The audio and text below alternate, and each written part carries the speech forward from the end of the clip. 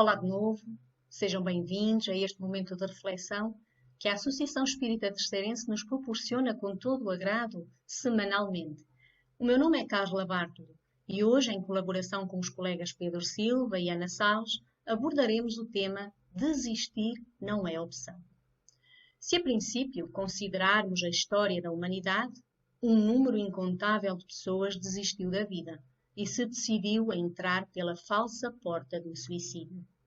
Reis, rainhas, inventores, artistas, músicos, cientistas, escritores e um número enorme de pessoas comuns tentaram fugir daquilo que os oprimia, que os incomodava, que os fazia sofrer. Infelizmente, com o passar do tempo, o quadro não mudou muito. Cada vez mais acontece. A doutrina espírita, pelas vozes dos que já partiram nessas condições, mostra-nos que cada caso é único, mas que, irremediavelmente, essa escolha acarreta consequências dolorosas e débitos a ressarcir, pelo que jamais deveríamos considerar desistir da vida como porta de saída para a resolução de problemas. Mas o que é a morte? É que o problema parece começar logo aí.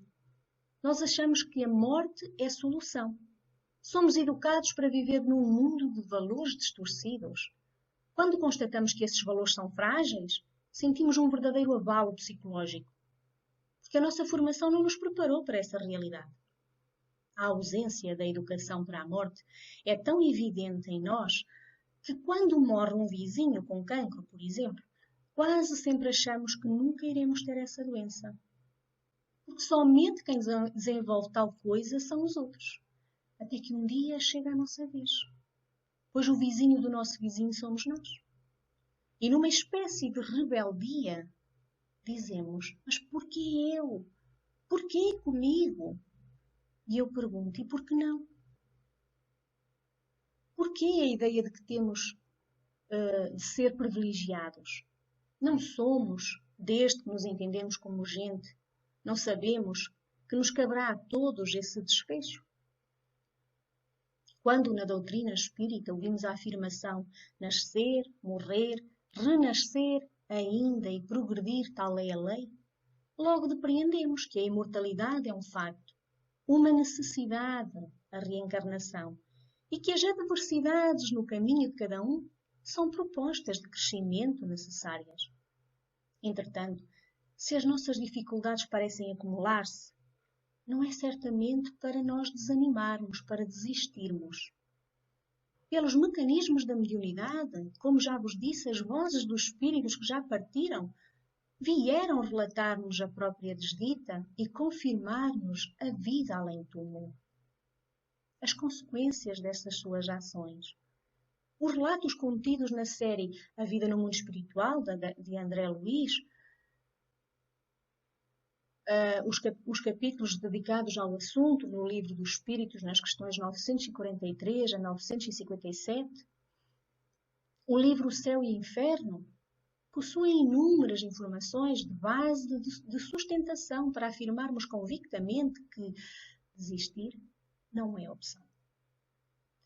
No livro O Céu e Inferno, existe inclusivamente um capítulo sobre espíritos suicidas que relataram a própria experiência para nos esclarecer, mas sobretudo para nos prevenir com relação a qualquer tipo de atentado contra a vida. Segundo eles, o suicídio pode operar-se direta ou indiretamente. Por exemplo, quando uma alma acalenta a ideia de suicídio, é óbvio que não se encontra só. Os nossos adversários espirituais, aqueles que amealhamos ao longo das múltiplas existências, sabem aproveitar-se das nossas fragilidades e nos incitam a considerarmos o suicídio solução.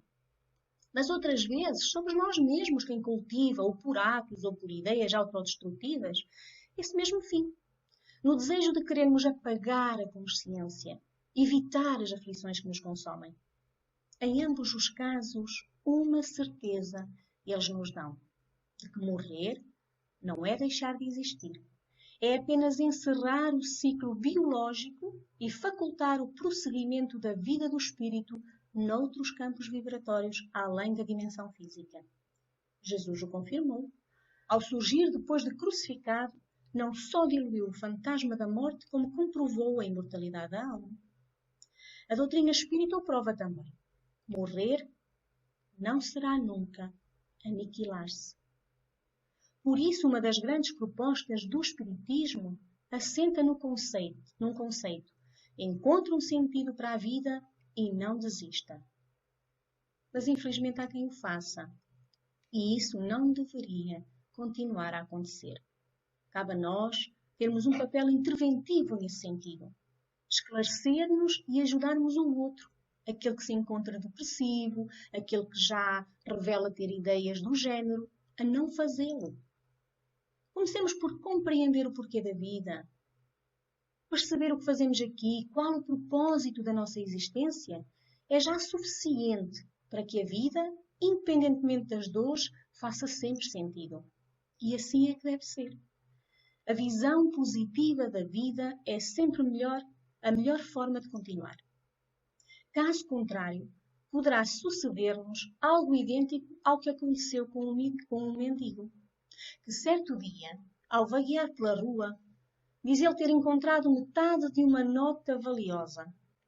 Mas como se tratava de apenas metade, ele diz que olhou para cima e disse: "Oh meu Deus, olha só o que fazes comigo. Eu aqui faminto e apresentas-me metade de uma nota." Ele então, enraivecido, desfez aquela nota por completo, aliás, aquela metade, e atirou ao contentor do lixo. Deu 2 ou 3 passos à frente e encontrou outra metade. Um pedacinho de fita cola. Um pedacinho de fita cola tinha solucionado a situação. Mas a falta de fé, a falta de confiança em Deus, fê-lo desperdiçar aquela boa oportunidade. Por isso dizermos que para tudo na vida existe solução. Sejamos espíritas ou não, este ditado volta e meia anda na nossa baila, não é? Nas nossas conversações. E conforme nos diz a mensagem de Emmanuel, pela mão de Chico Xavier, tudo passa. Tudo passa. Todas as coisas na Terra passam. Os dias de dificuldade passarão. Passarão também os dias de amargura e solidão. As dores e as lágrimas passarão. As frustrações que nos fazem chorar um dia passarão. A saudade do ser querido que está longe passará. Os dias de tristeza, dias de felicidade, são lições necessárias que na Terra passam, deixando no espírito imortal as experiências acumuladas. Se hoje, para nós, é um desses dias, repleto de amargura, paremos um instante e levemos o pensamento ao alto e busquemos a voz suave da Mãe amorosa a nos dizer carinhosamente: isto também passará. E guardemos a certeza pelas próprias dificuldades, já superadas, que não há mal que dure para sempre. Semelhante à enorme embarcação, que às vezes parece que vai sussurrar diante das turbulências de gigantescas ondas. Mas isso também passará, porque Jesus está no leme dessa nau e segue com um olhar sereno de quem guarda a certeza de que a agitação faz parte do roteiro evolutivo da humanidade e que um dia também passará. Ele sabe que a Terra chegará a porto seguro, porque essa é a sua destinação. Assim façamos a nossa parte, o melhor que pudermos, sem esmorecimento. Confiemos em Deus, aproveitando cada segundo, cada minuto, que por certo também passará. Tudo passa, exceto Deus. Deus é o suficiente, diz-nos Emmanuel. E é exatamente isso. Disso é que a vida é feita, de momentos. Momentos que temos de passar, sendo bons ou menos bons, para o nosso próprio aprendizado, nunca esquecendo do mais importante: nada na vida é por acaso. Absolutamente nada. Preocupemos-nos então em fazer a nossa parte da melhor forma possível, porque embora a vida nem sempre siga a nossa vontade, ela é perfeita naquilo que tem para nos dar. Ao menos pensemos nisso. Pensemos com carinho. E aproveitemos agora os esclarecimentos do Pedro Silva. Fiquem bem.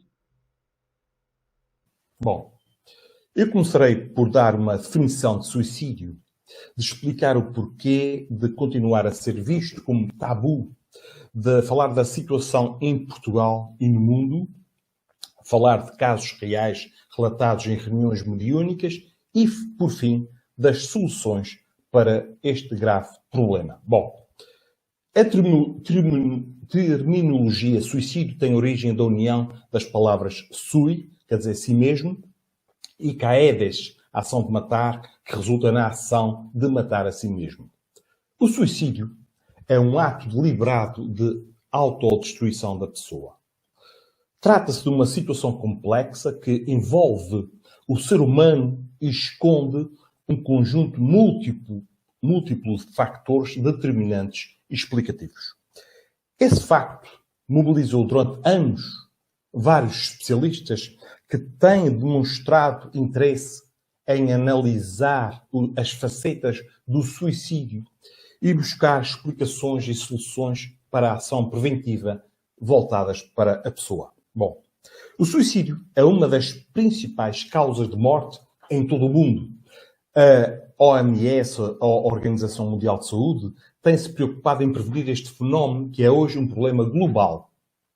Portugal acompanha o panorama internacional neste contexto com uma taxa que ronda cerca de 10 suicídios por cada 100 mil habitantes, valor que está abaixo da média europeia.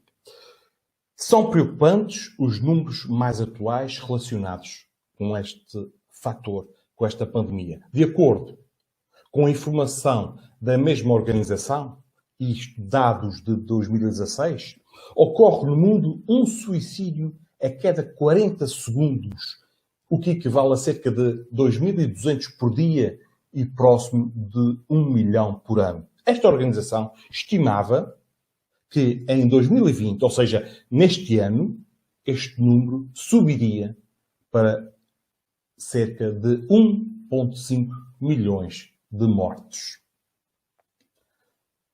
De salientar a este respeito que, por cada caso de suicídio consumado, existem cerca de 20 tentativas com o mesmo fim. Um dado igualmente preocupante pela faixa etária a que refere, mostra que o suicídio mata hoje mais jovens do que o vírus HIV. São, de facto, números que merecem a atenção da sociedade e, em particular, dos que têm responsabilidades na área da saúde mental. Sabe-se que há outros fatores que agravam a imprecisão dos dados estatísticos. Por exemplo, famílias que não costumam registar a morte por suicídio, quer por vergonha ou por motivos religiosos. Praticamente todas as tradições religiosas ainda estigmatizam o suicida. E neste campo, e quero enfatizar isto, as religiões predominantes têm grande responsabilidade no aumento desta pandemia ao não explicarem ou omitirem falar da vida além do túmulo e das consequências dos nossos atos. E agora perguntamos, onde é que está? Onde é que se encontra? Onde é que está parada a famosa frase de Jesus que diz a cada um segundo as suas obras? Está esquecida, não acham? Bom, mas vamos adiante. A doença mental tem apresentado cada vez maior prevalência na população e tem gerado várias incapacidades e contribuído para o crescimento da morbilidade e da mortalidade na qual se enquadra o suicídio. O suicídio, meus amigos, não é um problema recente. Desde o século XVIII que se tem estudado este tema, suas causas e sua relação com doenças mentais e problemas económicos e de integração social, sendo muitas vezes usado como forma de chamar a atenção da consciência pública. Durante anos, foram estudados por investigadores e outros especialistas as várias causas e fatores que levam ao suicídio e que variam entre fatores sociais, culturais, biológicos, familiares e socioprofissionais. Em todo o mundo já foram desenvolvidos vários estudos sobre este flagelo global. A maioria dos autores conclui que esta taxa é mais alta nos homens do que nas mulheres, que interpretam essa realidade como resultado da influência de teorias sociais relacionadas, por exemplo, no caso do homem, com o seu papel social de provedor económico, e da mulher como mãe, esposa e pessoa responsável pela educação e crescimento dos filhos. Bom, agora vamos falar do suicídio na visão espírita. Mediante a análise dos ensinos contidos nas obras básicas da doutrina espírita, verificamos que o suicídio é uma transgressão da lei divina. Isto encontra-se na questão 944 desta mesma obra. E constitui sempre uma falta de resignação e submissão à vontade do Criador. Na nota de Allan Kardec sobre a resposta da questão 957, a qual trata das consequências do suicídio, Kardec afirma que a religião, a moral, todas as filosofias condenam o suicídio como contrário à lei natural. E todos nos dizem, em princípio, que não se tem o direito de abreviar voluntariamente a vida. Mas por que é que não se tem esse direito? Pergunta-se. Porque não se é livre para pôr os termos aos sofrimentos. Estava reservado ao Espiritismo demonstrar pelo exemplo daqueles que sucumbiram que isso não é só uma falta, como uma infração a uma lei moral. E qual é, meus amigos, o grande desgosto do suicida? É a decepção por descobrir que continua vivo. Íamos ver a capa do livro Estante da Vida. Obrigada, Pedro, pelas tuas palavras. Antes de prosseguir, gostaria de cumprimentar a todos os que nos acompanham nesta hora. Dentro deste tema tão pertinente e de grande importância para todos nós, coube-me a tarefa de vos transmitir o depoimento de uma jovem senhora que cometeu o suicídio ingerindo formicida.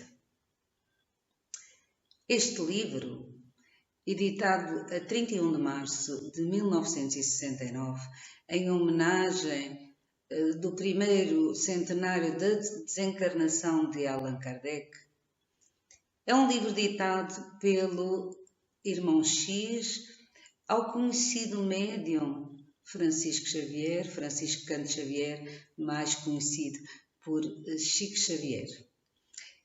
Conta este livro com vários episódios de histórias verídicas contadas pelos nossos irmãos, os vivos de ontem, em sessões mediúnicas nos dois planos da vida. Convém ressalvar que, como naturalmente sabemos, não existem casos absolutamente iguais e cada um de nós é, de facto, um mundo. Como atrás referia, trata-se do depoimento de uma jovem senhora que, à data, tinha cometido o suicídio por deliberação própria. Haviam decorridos 14 anos. Toda a história está incluída no capítulo 2 deste livro e que tem por título exatamente Depoimento. A jovem senhora envenenou-se no rio aos 32 anos de idade. Não era uma pessoa de cultura excepcional do ponto de vista intelectual, mas caracterizava-se na terra por qualidades morais nobres, uma moça tímida, honesta, trabalhadora, de instrução regular e extremamente devotada aos seus deveres de esposa e mãe. Deixou um marido e um filhinho pequeno em casa. E porque o socorro no mundo espiritual sempre nos chega demorando mais ou menos tempo, consoante a nossa condição de entendimento no momento, quando lhe foi prestado o auxílio pelos benfeitores espirituais, foram-lhe feitas variadas perguntas com o objetivo educacional de aprendizado com estes irmãos sofredores.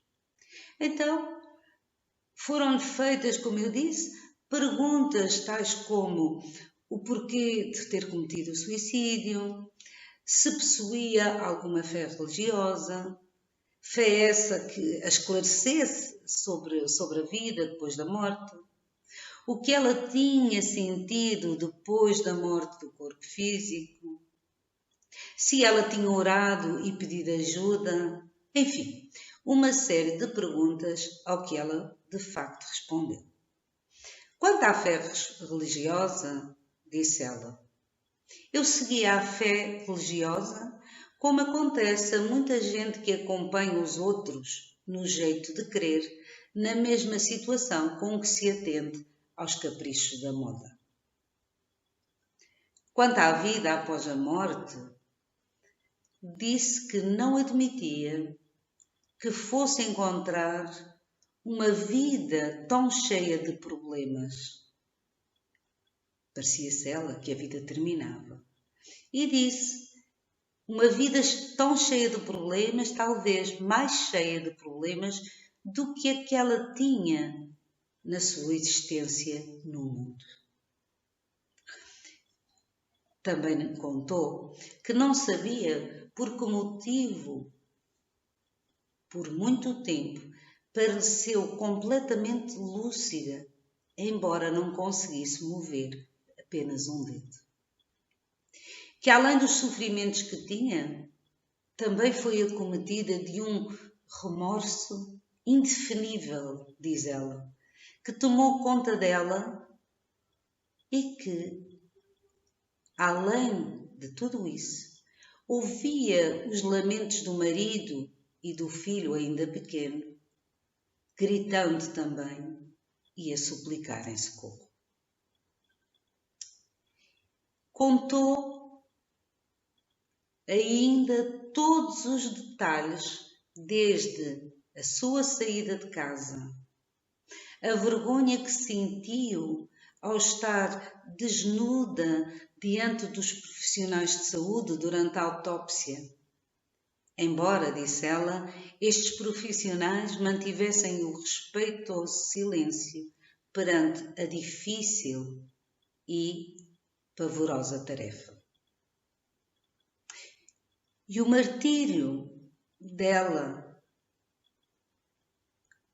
ainda era maior só ao pensar que horas antes estava no conforto da sua casa e do seu leito doméstico.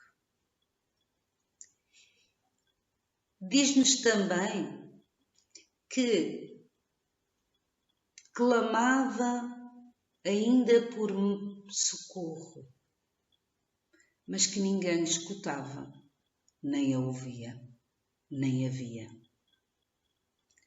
Ao lhe perguntarem se durante o sofrimento ela tinha recorrido à oração a pedir ajuda, ela respondeu o seguinte: sim, mas orava à maneira de loucos desesperados, sem qualquer noção de Deus.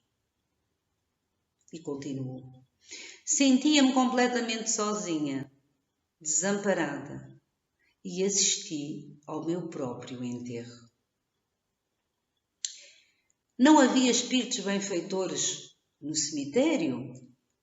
Perguntou o benfeitor espiritual. E ela disse sim, mas não poderia vê-los. Estava mentalmente cega de dor. Sentia-me sob a terra, sempre ligada ao meu corpo, como alguém a debater-se num quarto abafado. E continua. Até agora, passo a citar, não consigo saber quanto tempo estive na cela do sepulcro. Houve, porém, um momento em que a corda magnética cedeu e eu me vi libertada. Pus-me de pé sobre a cova, diz ela. Reconhecia-me fraca e faminta, sedenta e dilacerada. Não havia tomado posse dos meus próprios raciocínios. Somente após muito tempo de oração e remorso, obtive o socorro dos espíritos missionários, depois de enormes dificuldades, a fim de me internarem num campo de tratamento. Por fim, foram-lhe feitas 2 perguntas de grande importância para a compreensão de tal ato. Uma delas era: por que razão decidiu matar-se? E a outra, se ela julgava que aquela atitude lhe traria algum benefício. Ao que ela respondeu: decidi matar-me por ciúmes do meu marido, que passara a simpatizar com outra mulher. E continuou: apenas complicações. Após 6 anos de ausência, ferida por terríveis saudades, tive permissão para visitar a residência que eu julgava sendo como a minha casa no Rio. Julgava eu ainda que era, de facto, a minha casa no Rio. Tive uma tremenda surpresa. Em nada adiantara o meu suplício. O meu marido, moço ainda, necessitava de companhia e escolhera para segunda esposa a rival que eu abominava. Ele, o meu filho, estavam sob os cuidados da mulher que suscitava em mim ódio e revolta. Sofri muito com o meu orgulho abatido, acrescentou, e desesperei-me também. Contudo, auxiliada pacientemente por instrutores caridosos, adquiri novos princípios de compreensão e de conduta. Estou a aprender agora a converter aversão em amor.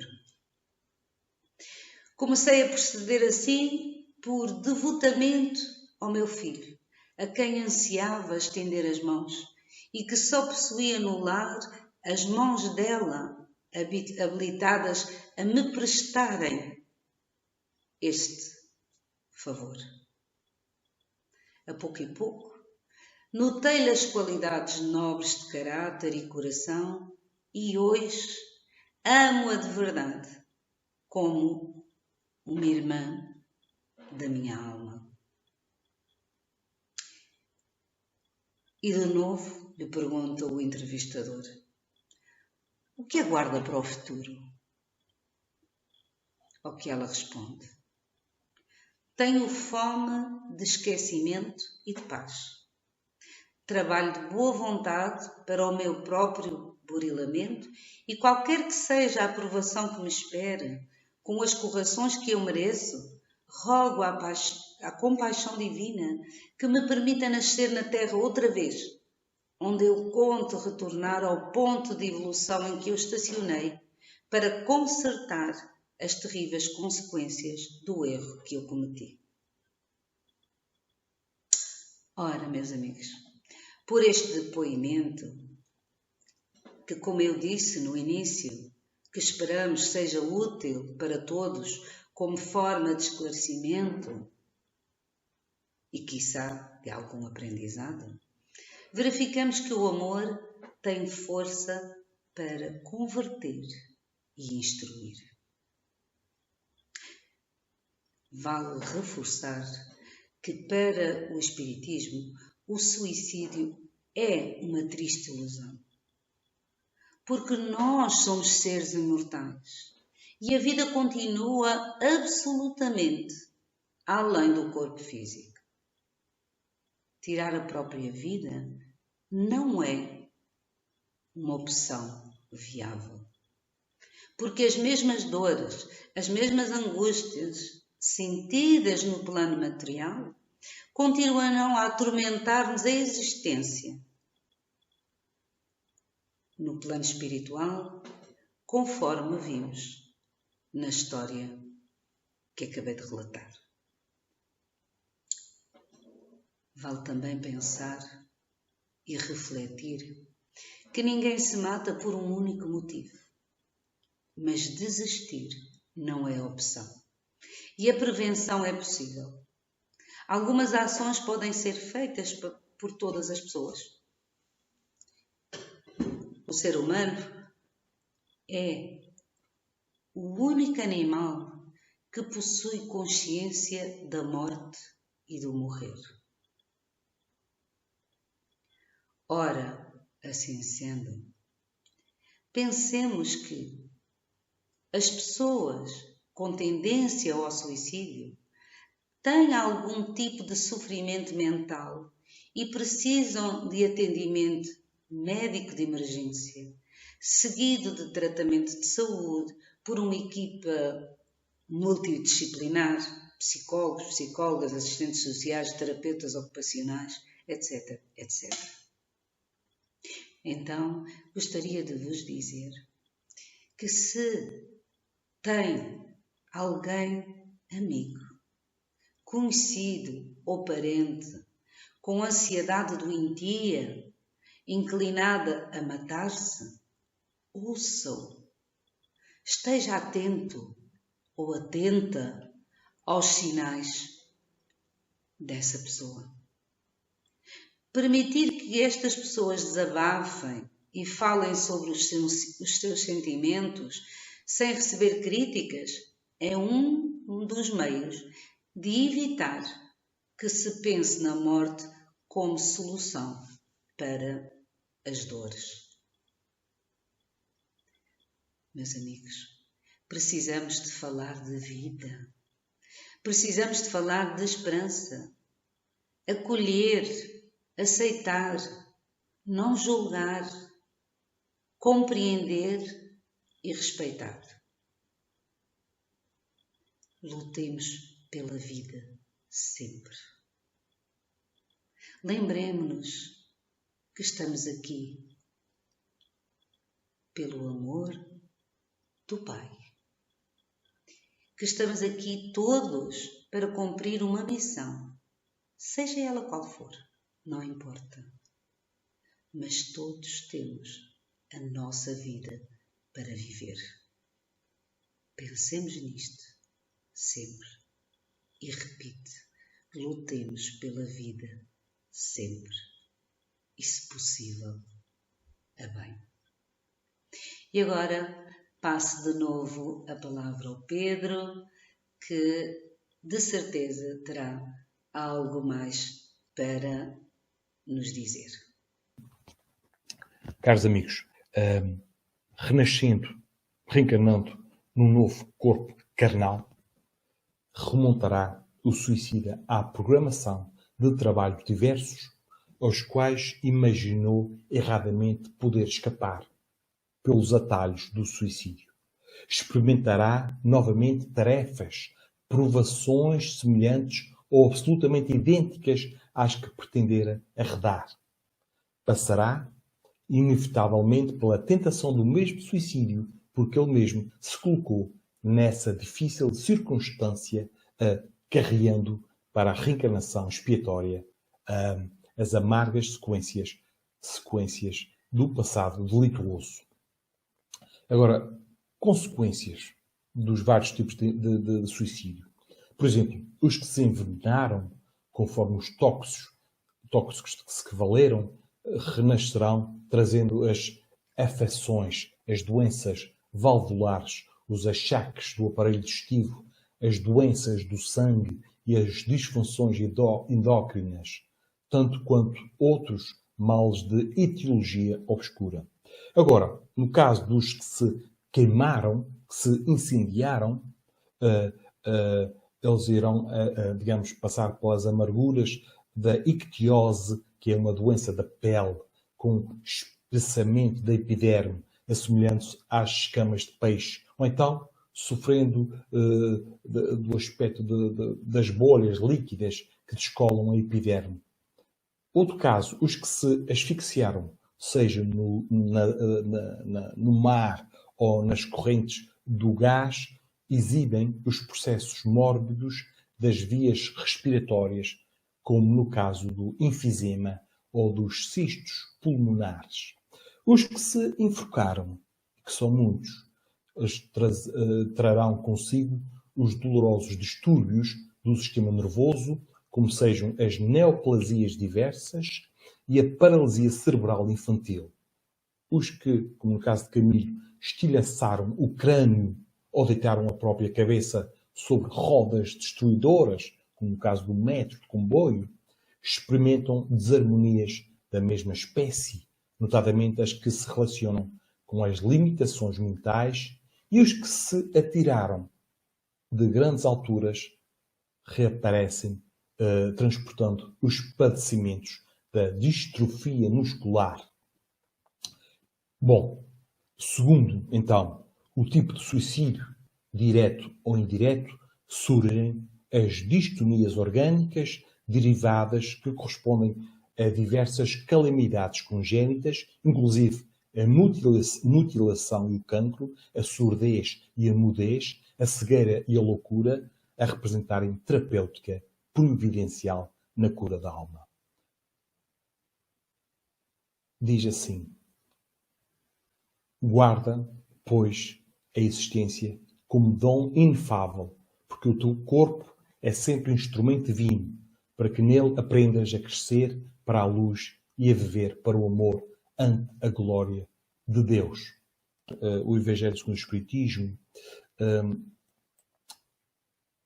como prevenção, e no Evangelho segundo o Espiritismo, Allan Kardec, no capítulo 6, diz-nos, no capítulo 6 do Evangelho, repito, diz-nos que todos os sofrimentos, misérias, decepções, dores físicas, perda de entes queridos, encontram a sua consolação na fé no futuro, na confiança, na justiça de Deus que o Cristo vem ensinar aos homens.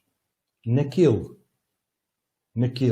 que não crê na vida futura, as aflições se abatem com todo o seu peso e nenhuma esperança vem suavizar-lhe a amargura.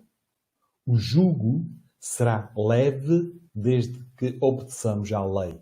Mas que lei? A lei áurea deixada por Jesus, que diz fazer aos outros o que gostaríamos que nos fosse feito. Praticando-a, meus amigos, vamos atualizando as nossas potencialidades de justiça, amor e caridade, primeiramente com relação a Deus e, em segundo lugar, com relação a nós mesmos e ao nosso próximo. E tudo isto, caros espectadores, e tudo isto a doutrina espírita esclarece, e com este esclarecimento acaba por consolar e fortalecer o ser para os tempos que se avizinham e que já estão-nos a bater à porta aqui há uns meses. Concluindo, se somos imortais, e eu estou a falar de um facto, suicídio, aborto, eutanásia e homicídio são severas infrações à lei de amor para a qual estamos convidados a aprender. Muito obrigado pela vossa atenção.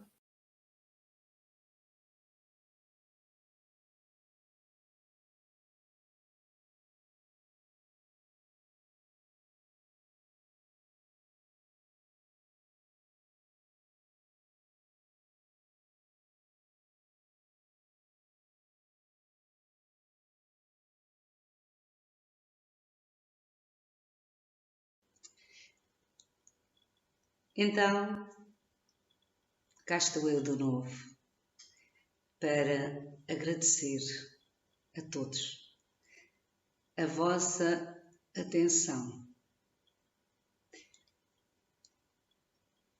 Agradecer pela oportunidade de estarmos aqui,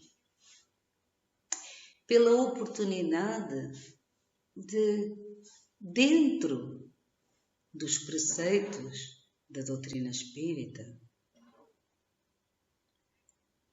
e como seres imortais que somos, desejar-vos o melhor que a vida vos possa proporcionar a cada dia que passa. Que saibamos agradecer esta oportunidade, que é uma benção, a benção da vida.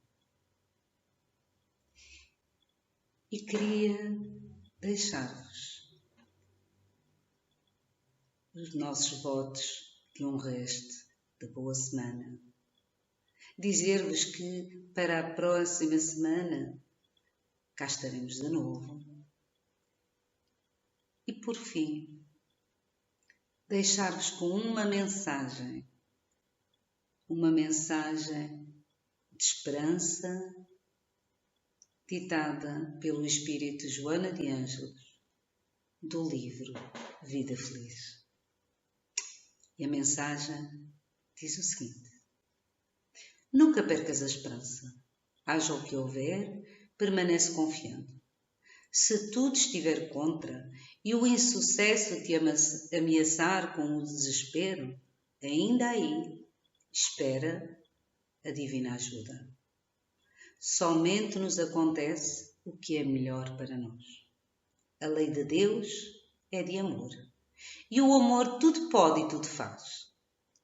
Quando pensares que o socorro não te chegará a tempo, se continuares esperando, descobrirás alegre que ele te alcançou minutos antes do desastre. Quem se desespera já perdeu parte da luta que irá travar, avançando, prejudicando. Muito obrigada pela vossa atenção e que tenhamos todos esperança e alegria de viver.